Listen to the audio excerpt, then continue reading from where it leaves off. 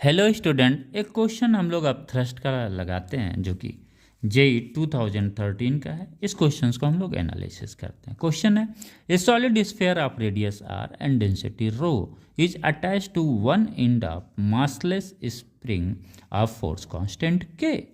The other end of the spring is connected to another solid sphere of radius R and density 3 rho. The complete arrangement is placed in a liquid of density 2 rho and is allowed to reach equilibrium. The correct statement is R.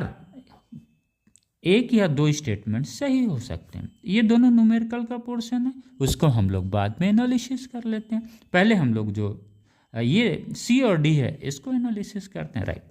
अब ये देखिए, अगर हम यहाँ पे देखते हैं तो लिक्विड्स की जो डेंसिटी है वो 2 रो है, जबकि पहला जो स्फीयर है उसकी डेंसिटी कितनी है, रो है। यानी लिक्विड्स की डेंसिटी इस स्फीयर की डेंसिटी से क्या है, अधिक है। इसका मतलब ये जो स्फीयर है वो कंप्लीटली क्या करेगा, सबमर्ज करेगा। अगर लिक्विड्स की डेंसिटी और इसकी डेंसिटी बराबर होती तो क्या करता, पार्शियली सबमर्ज करता।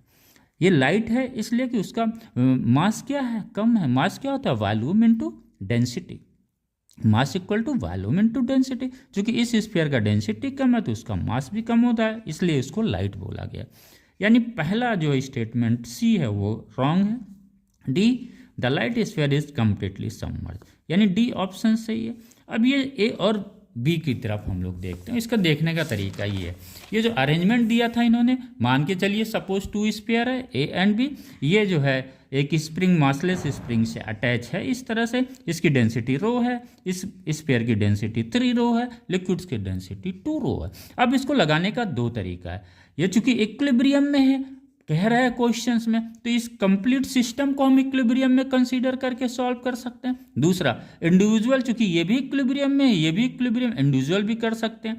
तो हम बी या ए किसी भी स्फीयर को ले सकते हैं।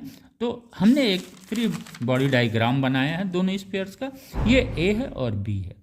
हम ए से कैलकुलेट करते हैं और आप बी से कैलकुलेट करिएगा, राइट। ए को अगर हम एनालिसिस करते हैं तो अब थ्रस्ट फोर्स है ऊपर की तरफ और डाउनवर्ड फोर्स ये। इक्विलिब्रियम का कंडीशंस क्या है, नेट फोर्स मस्ट बी 0, यानी upward force minus downward force must be 0। इससे हमें क्या रिलेशंस मिलता है, ये मिलता है अब thrust T plus M G. M की वैल्यू रख देते हैं, हमें टी की वैल्यू पता है के x, it is a spring constant के, एंड एक्स इज द ये जो स्ट्रेच डिस्टेंस होता है स्प्रिंग का वो है। ये एक्स की वैल्यू हम निकालेंगे तो हमें ये मिल जाएगा। Thank you. इसका मतलब